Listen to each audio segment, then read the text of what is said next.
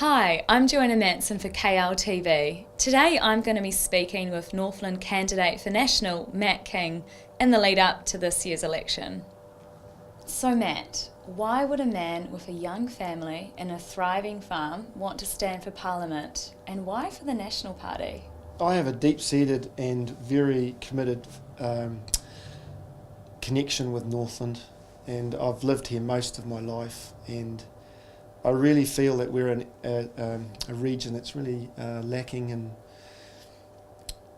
representation at the moment, really, and the National Party's values, they are closely aligned with mine, and I just feel I've got something to contribute to this region, and I'm really passionate about it. And I know that's a cliche, but I really love this region, and this is the only place that I would like to be the MP for. As a farmer yourself, what special qualities would that give you as Northland's Member of Parliament? Having a farming background means I'm a hard worker. Most farmers are hard workers, they have to be. We're practical, pragmatic, number 8 why, give everything a go, address the issues sort of people. When you live in a rural community, you can be affected more by the economy, transportation, digital connectivity, communications. So the farming community quite often feel it a lot more than the city folks. So I think that having a farming background and being a farmer most of my life is a very big advantage in my view for representing this region in Wellington.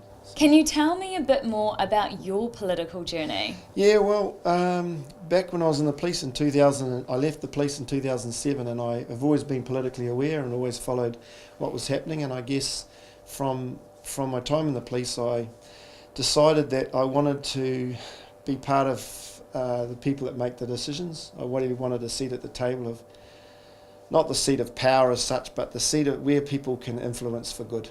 And so I joined the National Party because they were closely aligned with my values, and I began the journey of becoming the candidate, and I've been through 2 previous elections where I was unsuccessful because the National Party run a very democratic process.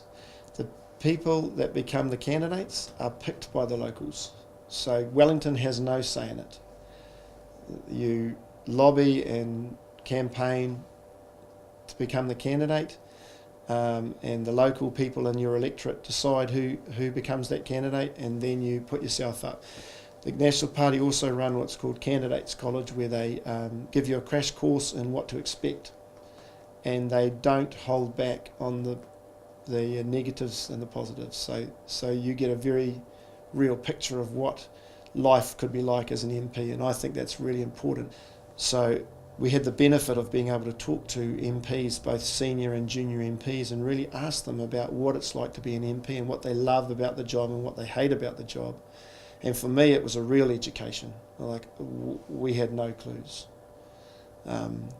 Just because an MP is not in the media every day does not mean that they are not a good MP doing a great job. There's a lot of people that you wouldn't really know too much about, or know who they are, or know much about them, but they are nonetheless doing a great job as an MP. So I learnt a lot, and I'm really proud to have got to where I'm at. It's definitely a big deal for me to be the candidate going for the title, and if I'm ultimately successful in becoming the MP for Northland, it will be probably second only to the birth of my children and the marriage to my wife.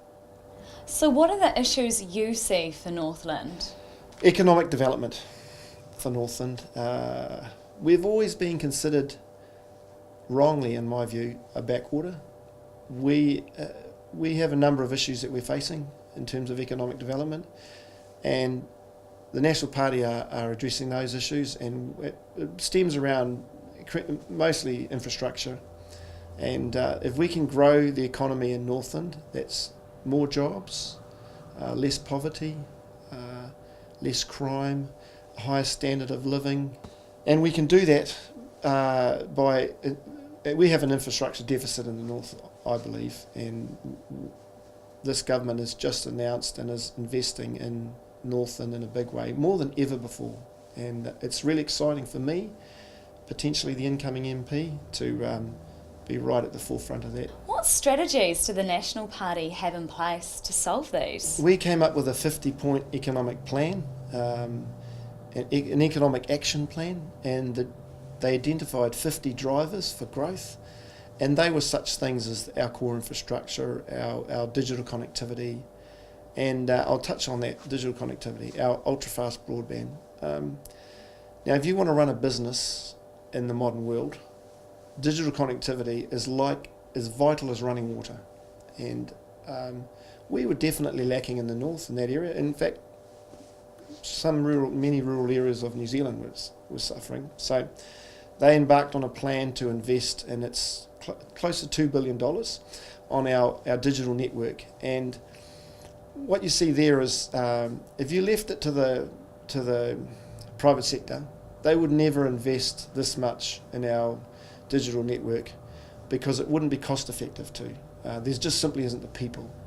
But it's sort of a chicken and egg thing. With us, with the government, they decided they would invest in a network, and then from there people can grow their businesses and they can run businesses from home, and rural New Zealand is going to benefit from it. So from my point of view, the single best thing they've done is the digital network. Now, we're only just starting to see the benefits of that. 2011 they started it and the Whangarei was the first city connected, and now they're going around the rest of the Northland region, and the rollout started this year for the second phase. And when it's up and running properly, you can run a business from anywhere, basically. What infrastructure projects are on the agenda for National in Northland? Okay, specifically to the Kaipara, we've got a really big project. It's a $26 million project. It's the Matakawi Bridges realignment and double laning. It's a massive project. It's going to take probably close to 2 to 3 years to do. And what's happened is the Matakawi Bridges were identified as a weak link in the transport system between the Kaipara and Auckland. Well overdue in my view, and luckily the funding's been approved. The tenders have been let. The project is happening. It's going to start off this summer. This summer, earthwork season, you are going to see big heavy machinery. You are going to see a lot of action happening down at Matakawi. And when the project is finished, you'll have 2 brand new double lane bridges plus a significant road realignment. And that's going to be a real game changer in my view for the Kaipara, and it's exciting. Another project that's going to kick off in the far north is the Taipa Bridge. Not the same scale as Matakawi, $14 million project, but nonetheless a really good boost for the north on State Highway 10 up in the Maunganui area, Taipa. But probably the biggest, most exciting thing from Northland overall perspective is the motorway that's being built from Puhoi heading north. That's a $750 million project, and that is going from the Puhoi tunnel from Warkworth and then on to Wellsford, and that's under construction right now. You can't see it from State Highway 1, but I have seen drone footage. It is a big project, and it's going to be a game changer as far as I'm concerned for the north. Anything that brings us closer to our biggest population area centre is going to help us. And the other exciting thing is that in 2019 they're going to start building that same motorway from Whangarei south. So Whangarei to near Northport, there's going to be the northern leg of that same motorway. So ultimately we're going to have a motorway.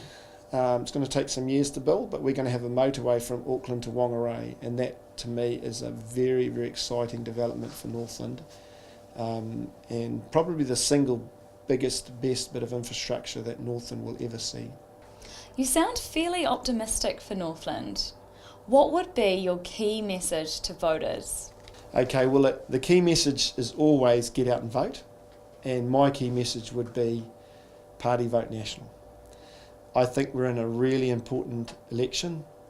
We've had, like I said, three terms of, when we first came in, we had a global financial crisis that was lumped on us in 2008. We were right into it when we came in.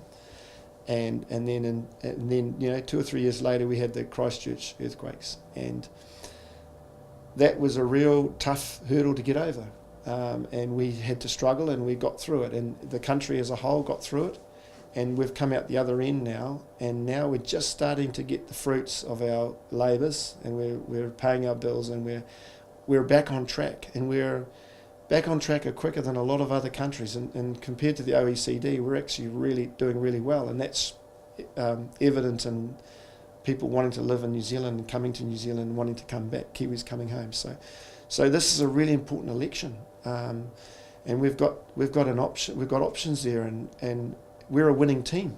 National's a winning team, and why change a winning team? So you have an option here. You can throw your dice with the others and take your chances, or you can back us, give us another term, and allow us to carry on winning. For more interviews like this and election news, stay tuned to our website or pick up a copy of the latest Kaipara Lifestyler.